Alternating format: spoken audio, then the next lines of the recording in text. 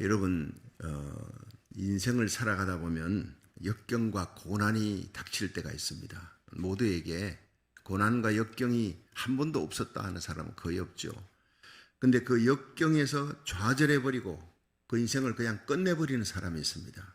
실패하는 사람. 근데 그 역경을 그냥 디딤돌로 삼아요. 그래서 한 단계 업그레이드 되어지는 거예요. 성공하는 사람, 그 사람이 신앙의 영웅이 되는 사람입니다. 전 세계 영웅들을 이렇게 연구했던 사람들이 보니까 역경이 없었던 사람이 없었다는 거예요. 아주 짙은 고난, 어떻게 이런 사람이 여기서 일어날 수 있었나. 근데 그걸 딛고 일어나면서 세계를 움직이는 큰 족적을 남기는 사람들이 다 되었다 그럽니다. 천재라고 불리는 영국의 한 대학생이 있었는데 이제 명석한 두뇌로 주위 사람들에게 칭찬받고 부러움을 받았어요. 근데 어느 날 사고가 일어나면서 두 눈을 완전히 실명해버리면 시각장애우가 돼버린 거예요. 그러니까 눈 하나만 남아있는 거면 다행인데 두 눈을 다 졸지에 잃어버렸습니다. 너무너무 절망되어서 하나님께 부르짖었습니다. 크리스찬이니까 하나님, 내가 하나님 잘 믿는데 왜 이런 일이 내게 일어나야 합니까? 너무너무 절망해서 눈물로 매일 기도하는 가운데 어느 날 머릿속에 갑자기 이런 생각이 들었어요. 자기가 실명하기 전에 길거리를 다닐 때 맹인을 봤거든요. 시각장애를 막대기를 들고 이렇게 길을 찾는 더듬거리는 그 불쌍한 모습을 떠올란 거예요. 그게 떠올라서 이 세상에 자기와 같이 앞을 보지 못하는 사람이 참 많겠다. 이들을 위해서 내 좋은 머리 갖고 어떻게 섬겨볼까, 베풀어 볼까, 이 생각을 하면서 점자를 연구하기 시작했어요. 그때까지 점자가 없었습니다. 그래서 마침내 문타이프라고 하는 것이 발명이 됐고, 전 세계 500종류의 방언으로 500종류의 방언으로 이것이 다 사람들이 사용하게 됐다. 굉장한 일이죠. 맹인들을 살리는 겁니다. 이 사람이 바로 윌리엄 문이라고 하는 사람이에요. 이 사람의 가장 큰 공헌은 무엇보다 그 시각장애우들, 요즘 맹인이라도 그러지 않습니다. 시각장애인도 그래도 안 된대요. 시각장애 우자를 붙여서. 그러니까 친구, 눈을 잃었지만 내 친구다, 시각장애우. 이들을 위해서 성경을 점자로 만들었다는 거. 이 사람의 생애 가장 큰 공이었다는 겁니다. 할렐루야. 갑작스러운 사고로 자기에게 찾아온 그 좌절. 여러분, 몸이 1000냥이면 눈은 900냥이라 그러잖아요. 그만큼 중요한데 뭐 귀도 잃을 수 있고 또 말도 못할 수 있고 뭐 팔도 잃을 수 있고 하지만 눈을 잃어버리는 것은 아주 치명적입니다. 그런데 그런 좌절의 상황에서 기도하면서 그 좌절을 딛고 오히려 다른 사람에게 광명을 주는 신앙의 영웅이 되었다. 그런 사람이 한국에도 있죠. 강영우 박사, 우리 교회에서 부흥회도 했지만 강영우 박사는 중학교 1학년 때 축구공에 맞아가지고 두 눈이 실명이 돼버려요. 사고로. 그 어릴 때 너무너무 절망해서 그 일로 어머니가 또 세상을 떠납니다. 가족들이 또 뿔뿔이 흩어집니다. 기가 막힌 그런 삶 속에서 그가 선교사님을 만나고 예수님을 만나고 내게 능력 주시는 자 안에서 내가 모든 것을 할 수가 있다. 그 말씀을 부여잡고 일어났어요. 그래서 이 미국에 와서 피츠버그 대학에서 박사학위 받고 그렇게 백악관의 국가정책 차관보의 자리까지 올라가게 되는 거예요. 지금 세상 떠났지만 참 대단한 믿음의 위인이죠. 우리 교회도 왔습니다만 김선태 목사님. 그러고 보니 우리 교회 참 이 신앙의 위인들이 여러 사람이 왔네요. 김선태 목사님 같은 분은 한국의 헬렌 켈러라고 그렇게 부를 정도로 대단한 사람이에요. 신학대학 다닐 때 이분을 도서관에서 만났는데 그렇게 대단한 분인 줄 몰랐어요. 근데 이분이 사고로 또 두 눈을 어릴 때 잃어버리고 그리고는 일생을 그가 포기하고 살지 않았어요.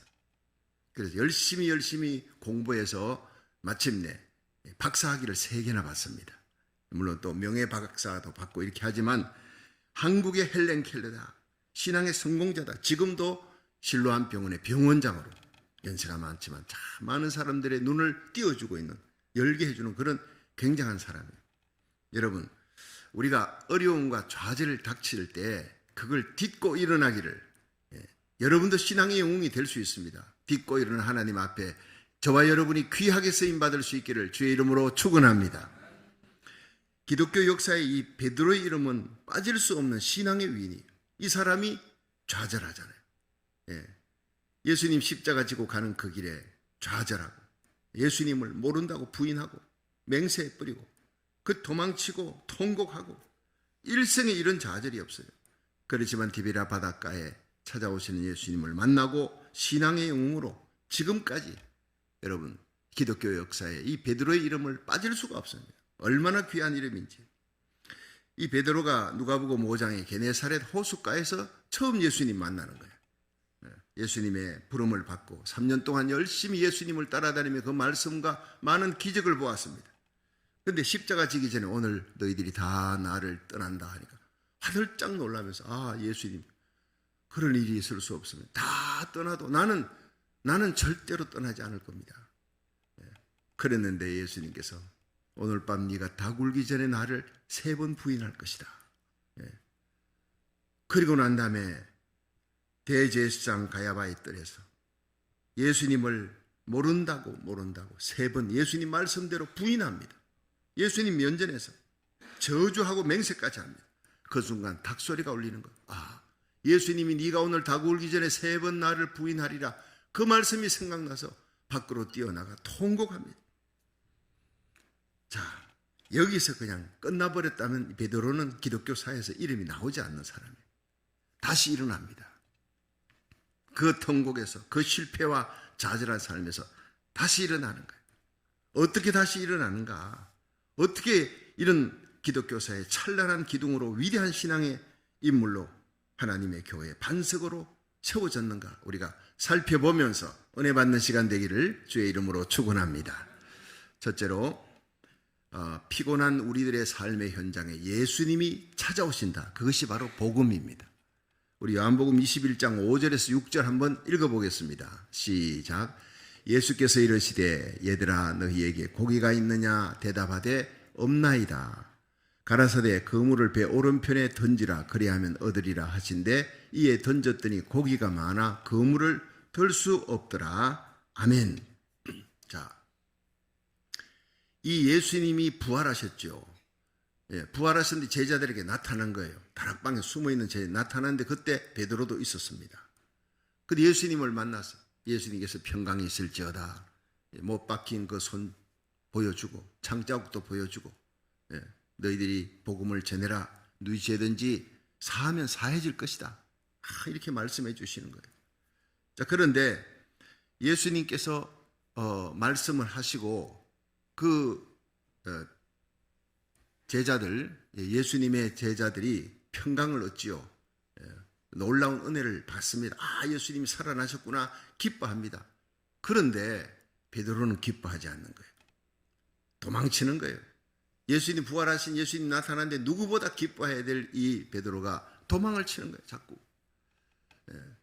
제자들에게 야, 나 고기 잡으러 간다. 다른 제자들도 데리고 가는 거예요. 내가 보니까 이 제자들 요한복음 21장 3절에 나 물고기 잡으러 간다 하니까 이 베드로 곁에 도마, 나다나엘, 세베대의 아들들 줄잡아 한 최소 6명은 끌고 가는 거예요. 여러분, 한 사람이 실족하는데 한 사람으로 끝나는 게 아니라 6명이 함께 타락합니다. 변질됩니다. 고기 잡으러 갑니다. 그때가 예수님을 만났을 때예요. 부활하신 예수님을 만나고 난 다음에도 이렇게 고기 잡으러 세상으로 가는 거예요. 근데 그날 밤에 몇 마리 잡았죠? 한 마리도 못 잡았습니다. 기적입니다. 여러분, 우리가 예수님 안에 있는 사람이 예수님 밖으로 나가면 아무것도 되지는 게 없어요. 그걸 알아야 됩니다. 여러분, 어떤 일이 있더라도 예수님 안에 머물기를 주의 이름으로 축원합니다. 무슨 방법을 하더라도 내 인간적인 방법 하지 말고 예수님의 방법대로 해야 성공할 줄로 믿으시기 바랍니다. 그렇습니다. 여러분, 베드로하고 6명 제자들이 고기 잡으러 갔지만 빈배 타고 돌아오는 거예요.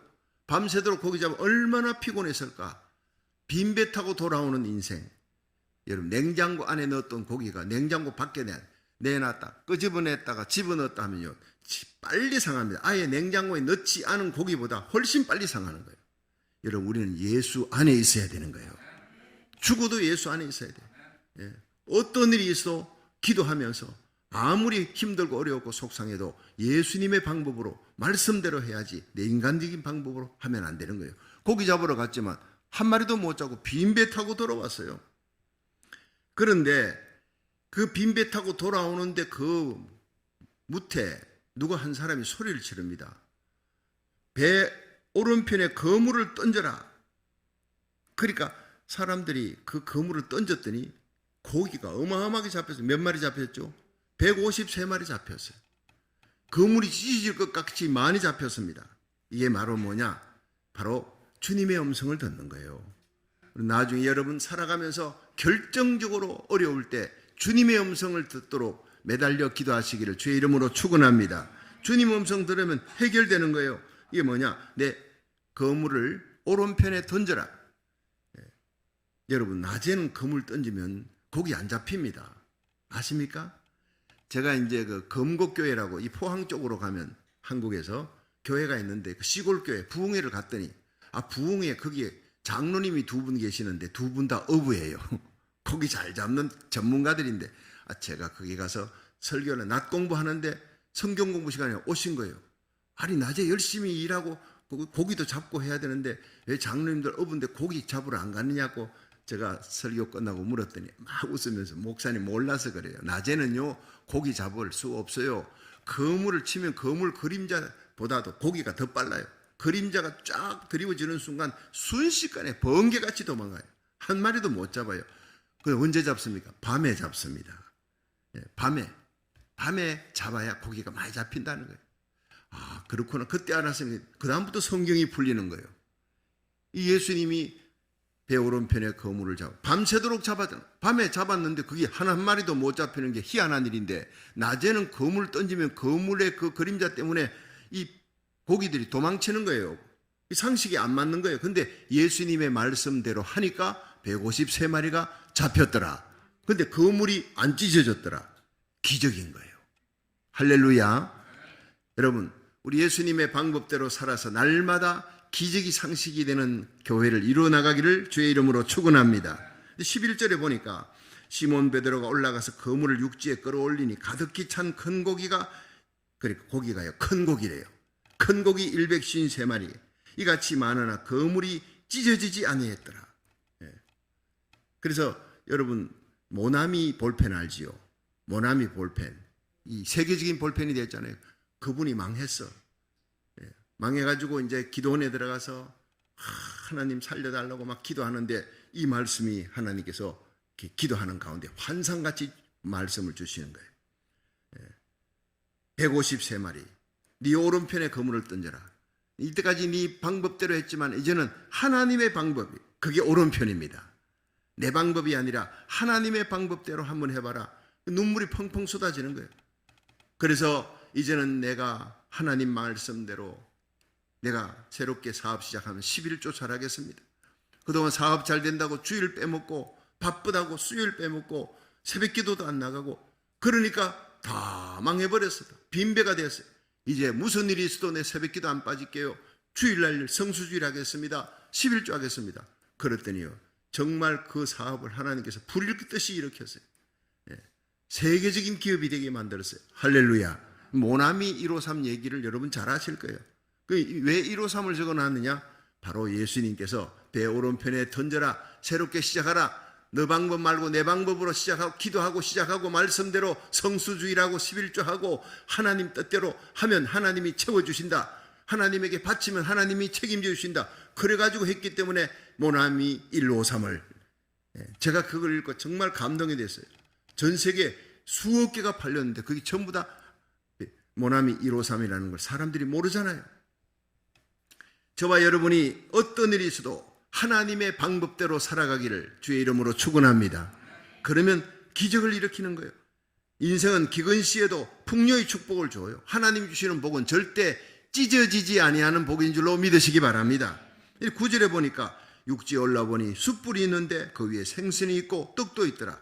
자, 베드로와 제자들이 육지에 올라가 보니까 예수님이 숯불에다가 따끈따끈하게 떡이랑 고기랑 놔뒀어요.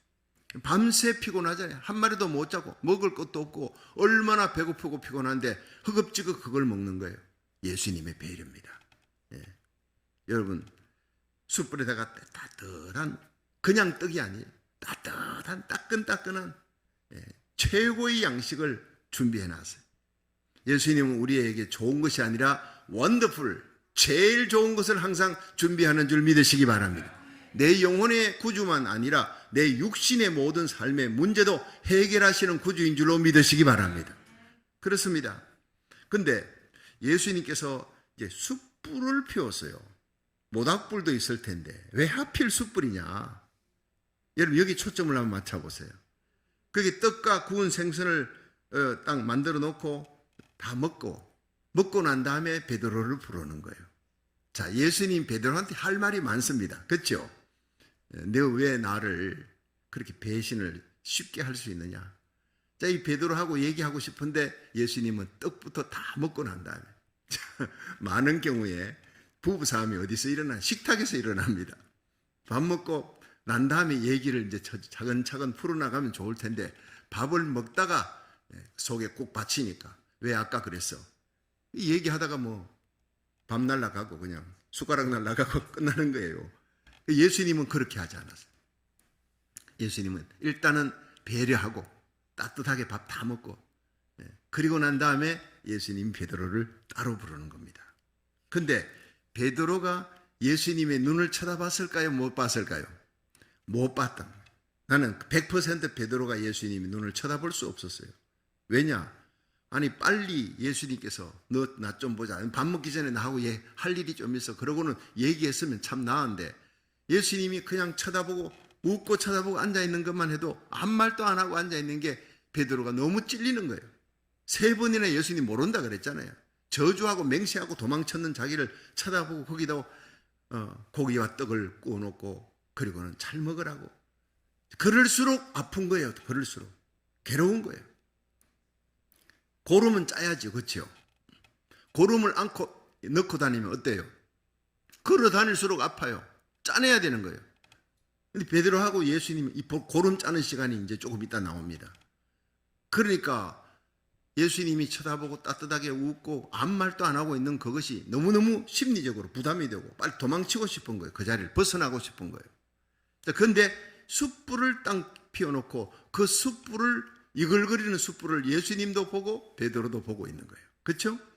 자, 이 숯불에 뭐가 있었습니까? 숯불. 요한복음 18장 18절에 보면 그때가 추운 고로 종과 하속들이 숯불을 피우고 서서 쬐니 베드로도 함께 서서 쬐더라. 그 자리에서 예수님을 부인하는 거예요.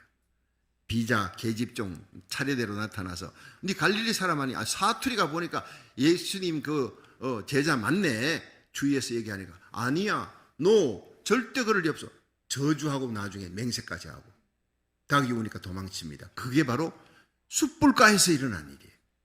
예수님께서 숯불을 피워놔, 일부러 숯불을, 모닥불이 아니라 숯불을 피워놨어요.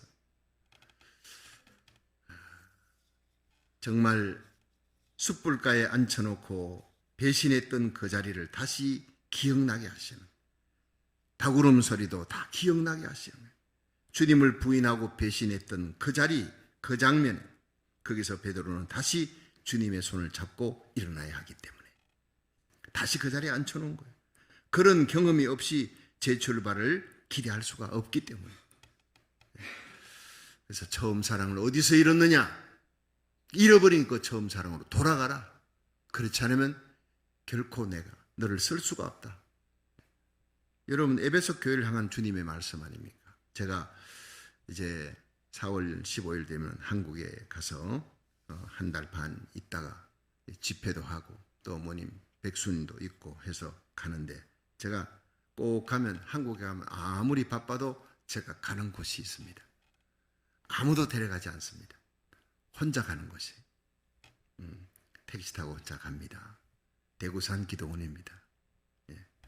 그 기도원에 아무도 없는 교회당, 제가 십자가 밑에 강대상 밑에 내가 무릎 꿇고 금식하며 기도했던 자리. 아버지가 나를 교사 그만두고 신학하겠다니까 칼을 들고 왔어요. 잔뜩 만취가 됐어요. 집사님이 술 잔뜩 만취해가지고 죽이겠다는 거예요.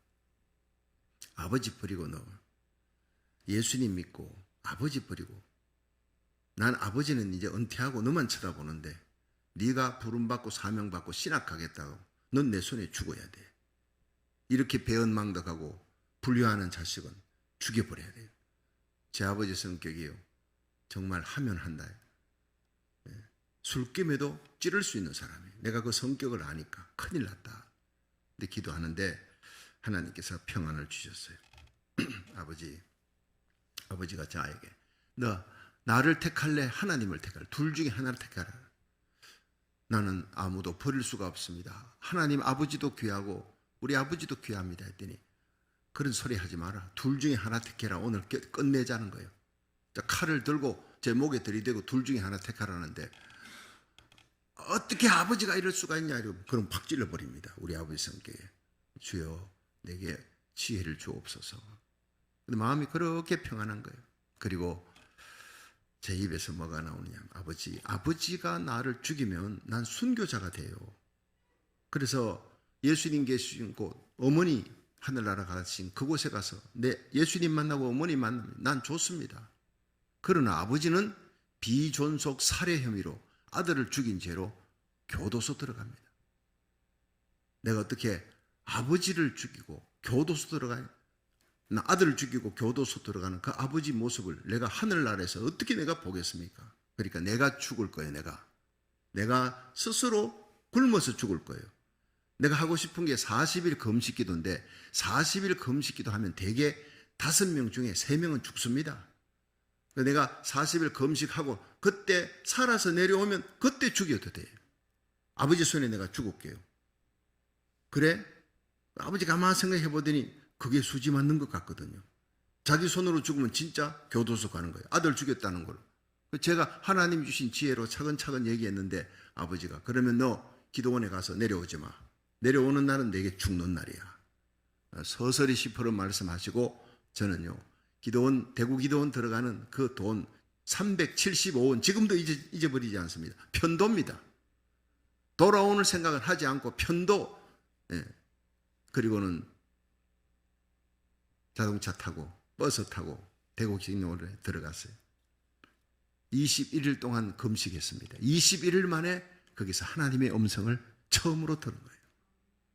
여호와를 기뻐라. 그가 내 마음의 소원을 이루어 주실 것이다. 내 길을 여호와께 맡기면 정오의 빛같이 드러내시리라.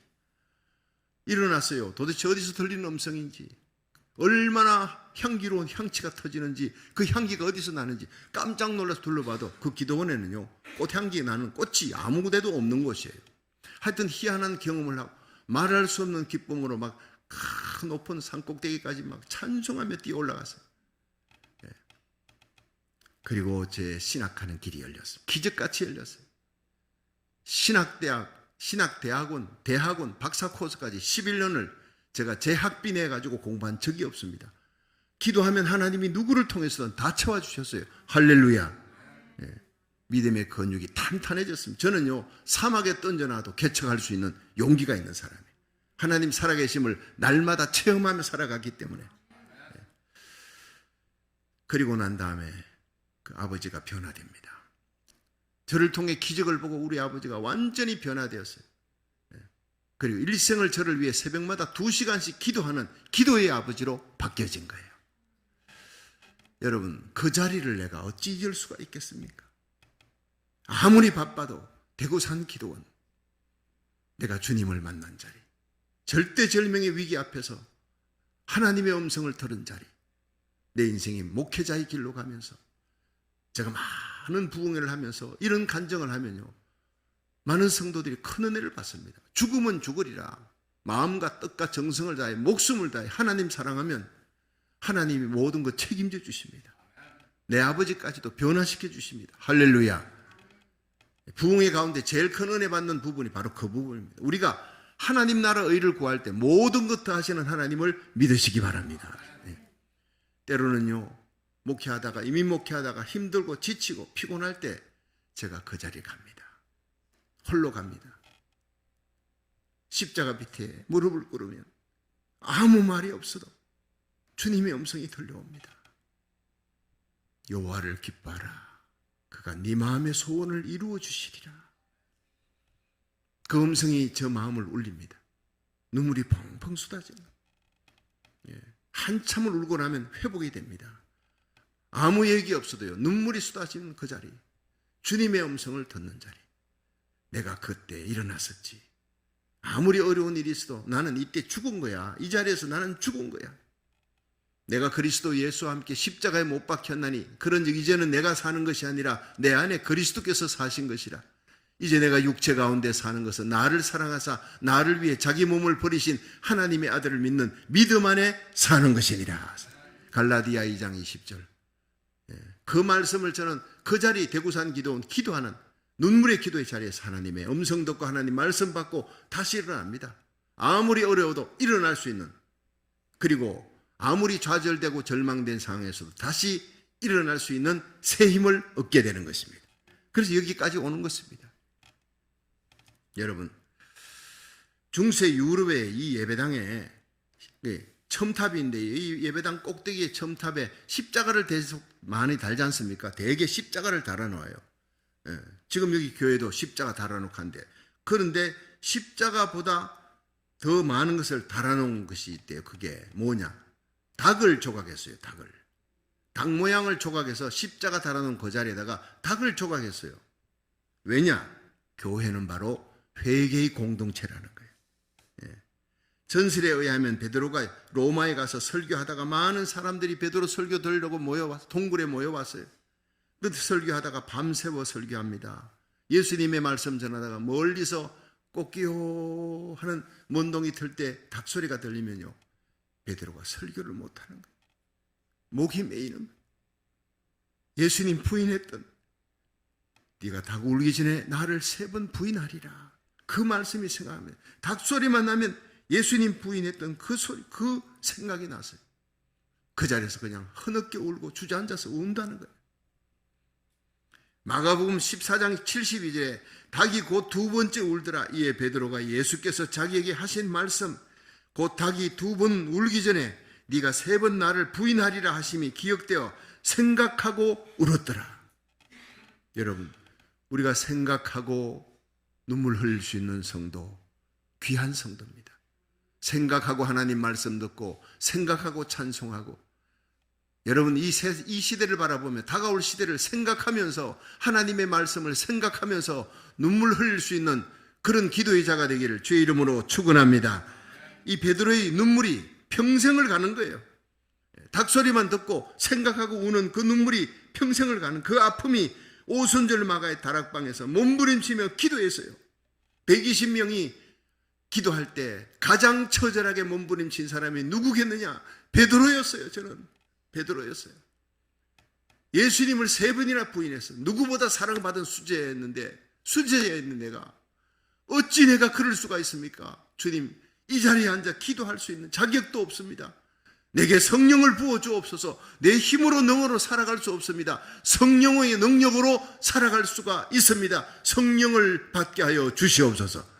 여러분, 그 120문도가 성령 받을 때 가장 강력하게, 가장 뜨겁게 불같이 바람같이 누구에게 임했겠느냐? 베드로에게 임한 거예요. 나는 그렇게 믿고 있습니다. 그러니까 베드로가 견딜 수 없어 제일 먼저 뛰어 일어나잖아요.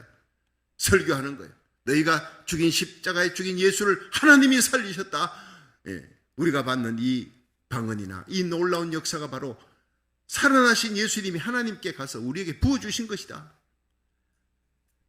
3,000명이 회개하고 돌아오는 거예요. 베드로 설교 듣고 일생을 변화돼요. 로마까지 가서 복음 전하고 마지막에는 십자가에 거꾸로 달려 죽습니다. 내 사랑하는 주님이, 나의 왕이 달린 그 십자가에 내가 달릴 자격이 없다. 나를 십자가에 거꾸로 달아라. 거꾸로 달아 죽으면서도 피를 토하면서도 찬송하며 갈 수 있는 그 감격, 그 뜨거운 열정이 어디서 나왔느냐? 닭울음 소리에서 나오는 거예요. 일생을 상한 마음으로, 하나님이 구하시는 제사는 상한 심령이라, 하나님이여 상하고 통회하는 마음을 주께서 멸시치 아니하시리라. 시편 51편 17절. 하나님이 이 시대에 찾는 사람이 누구냐? 상한 마음을 가진 자를 찾습니다. 상한 마음으로 예배드리고 상한 마음으로, 하나님 나는 할 수 없어요. 세상은 악하고 마귀 권세 강하고 나는 약합니다. 주여 성령을 부어 주시옵소서. 성령의 능력으로 죄악을 이기고 세상을 이기고 마귀 권세를, 나의 육신의 정욕을 이길 수 있게 하여 주시옵소서. 이런 믿음의 사람이 되기를 주의 이름으로 축원합니다. 두 번째로 주님은 베드로에게 사랑을 확인하신 거예요. 그 새롭게 하시는 겁니다. 요한복음 21장 15절 한번 읽어봅니다. 시작. 저희가 조반 먹은 후에 예수께서 시몬 베드로에게 이르시되 요한의 아들 시몬아, 네가 이 사람들보다 나를 더 사랑하느냐 하시니 가로되 주여 그러하외다. 내가 주를 사랑하는 줄 주께서 아시나이다. 가라사대 내 어린 양을 먹이라 하시고. 자, 예수님께서 베드로를 만났죠. 베드로가 예수님 찾아간 게 아니라 도망치는 베드로를 예수님이 찾아간 거예요. 바닷가에 빈배 타고 오는 베드로를 찾아갔습니다. 이것이 바로 복음입니다. 하나님의 아들 예수님이 우리 죄인된 인간을 찾아오신 겁니다. 그래서 십자가에 달려 죽으시고 부활하신 겁니다. 우리는 구원받은 것입니다. 찾아오시는 하나님, 무화과나무 밑에서 도망치는 아담 하와를 찾아오시는 하나님이에요. 하나님은 언제나 찾아오시는 분입니다. 오늘 예배를 통해 하나님이 여러분을 찾아오십니다. 예수님이 여러분을 찾아오시는 거예요. 베드로를 찾아오시듯이 찾아오셔서 식사 조반 먹은 후에 시작하는 게 이제 조반을 다 먹고 난 후에 요한복음 21장 15절 따로 불렀어요. 죄를 책망할 때는요, 많은 사람이 있는 데서 하면 안 되는 거예요. 따로 불렀어요. 개인적인 면담을 해야 됩니다. 여러분, 자식을 꾸중할 때 여럿이 있는 데서 꾸중하면 그 애는 평생 상처가 됩니다. 근데 그 아이를 따로 방에 불러서 그렇게 꾸중할 것 꾸중하고 난 다음에 끝에는요, 꼭 품어줘야 돼요. 보담아줘야 돼요. 엄마가 늘 사랑하기 때문이다. 아빠가 저렇게 너 처단하는 것도 사랑하기 때문이다. 그걸 확인시켜줘야 돼요. 여러분, 베드로가 다시 사명을 갖고 일하는 것, 세계 복음화를 위해서 일하는, 이게 중요한 게 아니에요. 주님께서 내가 너를 사랑한다. 꾸지람하는 것도 사랑하기 때문이다. 주님과의 사랑의 관계가 회복돼야 되는 거예요. 예배는요, 주님과 나의 관계 회복입니다. 일하려고 하지 마십시오. 서명운동, 주님을 사랑하는 마음, 하나님 나라 의를 위해 거룩하게 살아야 되는 이 사랑하는 마음이 회복되면요, 서명운동도 쉽게 되지는 겁니다. 새벽마다 권사님들 나와요. 하루 종일 뛰고도 6시간 뛰고도 새벽에 나옵니다. 기도하고 또 달려갑니다. 그게 뭐냐? 가슴 속에 사랑이 있으니까. 여러분, 사랑을 안고 하나님의 교회 봉사하기를 주의 이름으로 축원합니다. 제 가슴 속에 사랑이 없다면 이 설교하는 것도 울리는 꽹과리를 따름입니다. 주님 사랑하는 그 사랑이 제 가슴 속에 울리니까 눈물과 함께 이 말씀이 여러분의 가슴을 울리게 되고 변화시키는 역사가 일어날 줄로 믿습니다. 요한의 아들 시몬아, 예수님 말씀하잖아요. 요한의 아들 시몬아, 네가 나를 사랑하느냐? 이 사람들보다 더 사랑하느냐? 내가 너를 특별히 사랑했다. 수지자 삼았는데 넌 이 사람들보다 나를 더 사랑하느냐? 물었어요. 관계 회복을 위해서. 이 베드로의 내면에 뭐가 있습니까? 죄책감이 있어요. 수지자인 내가 주님 사랑받았는데 내가 예수님을 배반해서 저주해서 그 열등감, 죄책감, 이 고름덩어리, 이거 치유하지 않고는요, 아무 일도 못하는 거예요. 그래서 예수님은 베드로를 만나되 숯불가를 택하신 거예요. 세팅해 놓은 거예요. 조반 먹은 후에 따로 불렀어요. 여러분, 책망도 감동적으로 해야 돼. 자, 한번 따라 합시다. 책망도 감동적이어야 합니다. 사람을 변화시키려면요, 여러분, 부모님이 자식, 부부간에 책망을 할 일이 있다면요, 책망도 감동적이어야 돼. 그렇지 않으면요, 거기서부터 사단이 일어나는 거예요. 마귀가 틈타는 거예요. 이혼 문제가 거기서부터 시작되는 거예요. 뒤집어지는 겁니다. 책망도 감동적이어야 된다. 예수님의 교육 방법이 따로 불렀어요. 요한의 아들 시몬아. 여러분, 늘 베드로야 하다가 요한의 아들 시몬아. 여러분, 베드로는 반석입니다. 굳건합니다. 시몬은 갈대입니다. 원래 베드로의 이름이 시몬이었어요. 너는 흔들리는 갈대다. 너는 쉽게 넘어지는 자다. 내가 너를 잘 알고 있다. 너 넘어지는 것 자체가 하지 마라. 네 힘으로는 일어날 수 없어. 네 힘으로 하나님이라 할 수 없어. 내가 너를 붙들어야 돼. 그게 다 포함되어 있는 것이 시몬이에요. 시몬아, 요한의 아들 시몬아, 네가 다른 사람들보다 나를 더 사랑하느냐? 이를 묻지 않고 주님과의 관계를 물었어요. 하나님은 인간을 책망할 때 너 회개해, 안 하면 너 지옥 가, 이런 식으로 윽박지르지 않아요. 십자가를 딱 보여주시는 거예요. 내가 너를 위해서 얼마나 희생했는지 아느냐. 내가 죽을 만큼 너를 사랑한다. 하나님이 너를 얼마나 사랑하는지 아느냐. 그 아들 예수님을 십자가에 내놓을 만큼, 너와 맞바꿀 만큼 너는 고귀한 존재다. 하나님의 사랑을 십자가에서 보여주는 거예요. 우리가 죄인 되었을 때 그리스도께서 우리를 위해 십자가에 달려 죽으심으로 하나님이 우리에게 대한 자기 사랑을 확정하셨느니라. 로마서 5장 8절의 말씀. 미국의 개척시대에 서부에서는 열차가 딱 달리는데 그 안에 일어난 일이에요. 이 백인과 흑인이 사소한 문제로 막 다투다가 나중에 백인이 화가 났어요. 가지고 있던 품에 칼을 끄집어내 가지고 던졌는데 이 칼이 이 흑인의 가슴을 향해 날아가는 거예요. 심장이 꽂히면 그냥 그 자리 죽는 겁니다. 그런데 옆에 앉아있던 선교사님이 손을 내밀었어요. 그러니까 흑인 가슴으로, 심장으로 날아가던 그 번개같이 날아가던 이 칼을 막았어요. 대신에 이 선교사님의 손에 피가 철철철 흐르기 시작하는 거예요. 사람들이 깜짝 놀랐어요. 빨리 지혈시키고 칼을 던졌던 백인도 도망가 버리고 흑인이 어쩔 줄 모르는 거예요. 그 자리에서 무릎을 꿇었어요. 자기를 위해 대신 칼을 맞고 피를 흘리는 그 선교사님에게 내가 일생 당신 집에 내 생명을 살려준 당신을 위해서 내가 일꾼으로 일하겠습니다. 그렇게 그 집에 데려갔어요. 그리고 열심히 일을 합니다. 일을 하다가 그 난폭한 성격이 한 번씩 튀어나오는 거예요. 이 흑인이 난폭한 성격이 막 한 번씩 튀어나올 때마다 따로 불렀어요. 그 선교사님이 서재에 가서 무릎을 꿇으라. 흑인이 무릎을 꿇었어요. 고개를 들어라. 고개를 드니까 선교사님이 손을 내밀었어요. 그 손이 무슨 손입니까? 흑인의 심장을 향해 날아오는 칼을 받아서 피 흘렸던 그 상처를 보여주는 거예요. 그러자 그냥 말없이 고개를 숙이고 눈물을 흘리는 흑인이 그때부터 또 성격이 바뀝니다. 또 그러다가 또 한 번씩 이렇게 막 난동 부리고 막 화를 내면 서재에 부르다가 다시 또 칼자국을 보여주는 거예요. 일평생을 그렇게 해서 그 성격이 고쳐졌다는 거예요. 여러분, 예배는 예수님을 바라보는 시간이에요. 특히 예수님의 십자가를 바라보시기를 바랍니다. 날 위해 십자가 지신 예수님, 날 위해 못 박히신 예수님, 내 두 손으로 지은 제가 주님의 두 손에 못을 박았어. 내 두 발로 지은 내가 가서는 안 될 곳을 갔던 그 죄가 예수님의 두 발에 못을 박았어요.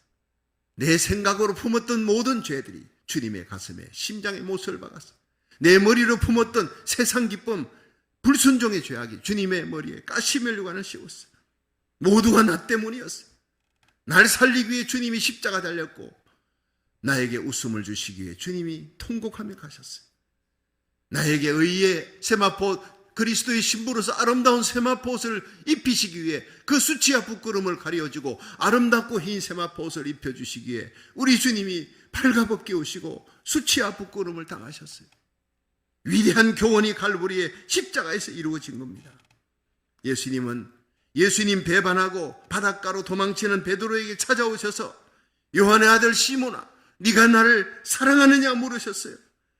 네가 왜 나를 부인했느냐? 어찌 그럴 수 있느냐? 저주하고 맹세까지 어떻게 그럴 수 있느냐? 물어봐도 소용없는 것은 묻지를 않았어요. 주님은 베드로의 태도를 보고 싶어서 원칙적인 질문만 합니다. 베드로, 네 앞으로 어떤 일을 할 거냐? 일도 묻지 않았어요. 너 나하고 다시 사랑하자. 너 나 사랑하느냐? 그것만 물으면 그게 대답이 끝나는 겁니다. 시몬아, 네가 나를 사랑하느냐? 3번 묻는 거예요. 왜냐? 3번 부인했으니까. 시몬아, 과거로 다시 돌아가. 거기서 출발해라. 넌 시몬이다. 쓰러지는 옛사람의 기질이 있다. 그렇지만 다시 일어나라. 나 사랑하는 마음 갖고 일어나면 모든 것은 다 해결된다.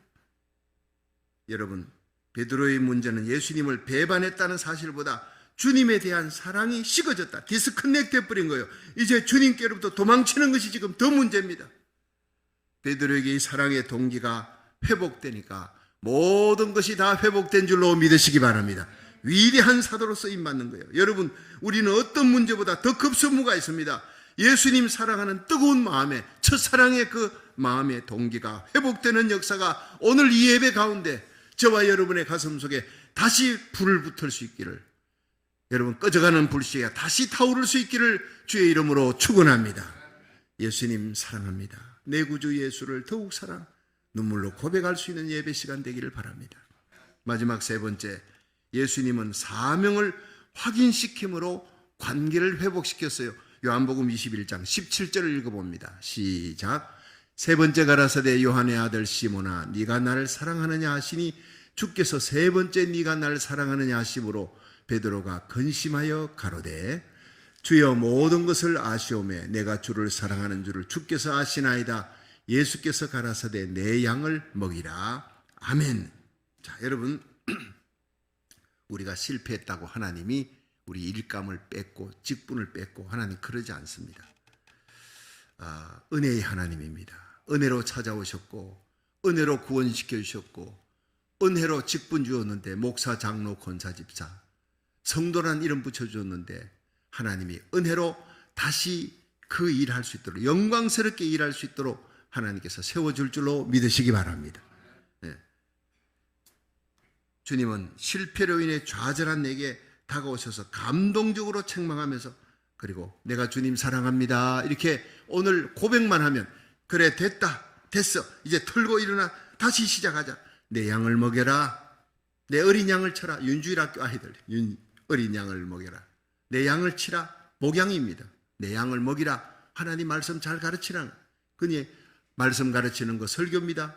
양 먹이는 거, 양을 치는 거 목양입니다. 신방하고 교회 운영하는 겁니다. 어린 아이들, 이 베드로에게 다 맡기는 겁니다. 양을 쳐라, 양을 먹여라, 어린 양을 먹여라. 예, 어린 아이들까지 다 관심을 가지신 분이 예수님인 줄로 믿으시기 바랍니다. 하나하나 보면요, 예수님이 묻는 것은 아가페로 묻는 것. 너 나 사랑하느냐? 아가페, 하나님 사랑으로 사랑하느냐? 베드로는 자격이 없어요. 너무 마음이 아프니까 필레오로 대답합니다. 내가 주님을 친구 사랑으로 사랑합니다. 아가페 사랑으로 사랑하는 줄 알았더니 결정적인 순간에는 내가 주님을 버리고 도망쳤어요. 난 아가페가 안 됩니다. 성령의 능력이 와야 됩니다. 그걸 절실히 깨닫고 다시 마가의 다락방에서 새롭게 거듭난 것이 베드로의 모습이에요. 오늘 우리가 주님을 사랑하되 필레오가 아니라 성령의 능력으로 아가페의 사랑으로 다시 사랑할 수 있기를 주의 이름으로 축원합니다. 여러분, 실패를 딛고 일어나면 성숙해지는 거예요. 업그레이드 되지는 거예요. 좌절의 아픔을 딛고 일어나면 더욱 주님을 향한 사랑이 뜨거워지는 겁니다. 믿으시기 바랍니다. 성경에 이 발람 선지자가 있고 가룟 유다가 있죠. 하나님 버리고 배반하고 도망치고 죽어버리고 끝납니다. 저주받은 이름으로 끝납니다. 그런데 다윗과 베드로 보십시오. 다윗은 하나님 앞에, 여러분 버림받았습니까? 버림받을 죄를 지었어요. 많은 죄를 지었습니다. 간음죄에다, 살인죄에다, 교만죄에다. 그런데 그 죄 짓고 하나님께 더 가까이 나가는 거예요. 더 존귀하게 쓰임받습니다. 할렐루야. 왜 그러냐? 하나님과의 관계 회복에 성공했기 때문에. 베드로, 여러분 가룟 유다보다 더 큰 죄를 지었어요. 가룟 유다는 한 번 부인했지만 베드로는 3번이나 버렸잖아요. 저주하고 맹세했잖아요. 그런데 찾아오시는 예수님, 은혜는요 찾아오시는 거예요. 가룟 유다에게 예수님은 찾아가지 않았어요. 베드로에게는 찾아온 거예요. 오늘도 이 예배 가운데 찾아오시는 예수님을 만날 수 있기를 주의 이름으로 축원합니다. 은혜 중에 제일 큰 은혜가 회개인데, 회개는 주의 성령이 찾아오니까, 주님이 찾아오셔서 피 묻은 손으로 나를 붙드니까 그게 눈물이 쏟아지는 회개가 있더라 이 말이에요. 맹성맹성한 예배 드리고 오늘 예배 드렸구나 떠나면요 아무 소용없어요. 그런 예배는 가룟 유다도 드리는 겁니다. 베드로가 드렸던 예배, 주님 만나는 예배, 감동이 있는 예배, 내가 예수님을 버렸던 그 자리, 내가 죄를 짓고 불순종했던 그 자리로 돌아가야 돼. 거기서 다시 주님의 손 부여잡고 내가 주님을 사랑합니다, 눈물로 고백하며 일어날 수 있기를 주의 이름으로 축원합니다. 나의 삶 속에 나의 실수, 나의 잘못, 나의 실패까지도, 그 아픔까지도 성숙의 도구로 서시는 분이 우리 예수님인 줄로 믿으시기 바랍니다. 여러분에게 어떤 실패가 있든 도망치지 마시고 문제에 직면하십시오. 그리고 그 숯불 앞에 찾아오시는 주님의 사랑 앞에 주님이 손 내밀 때 그 손잡고 다시 일어날 수 있기를 주의 이름으로 축원합니다. 그리고 주님, 내가 주님 진정 사랑합니다. 이 세상의 어떤 것보다 난 예수님만 사랑합니다. 그렇게 고백하는 저와 여러분이 되어 우리의 남은 생애가 주 앞에 복되게 쓰임받는 복의 통로, 의의 병기로 쓰임받다 주님 앞에 설 수 있기를 주의 이름으로 축원합니다.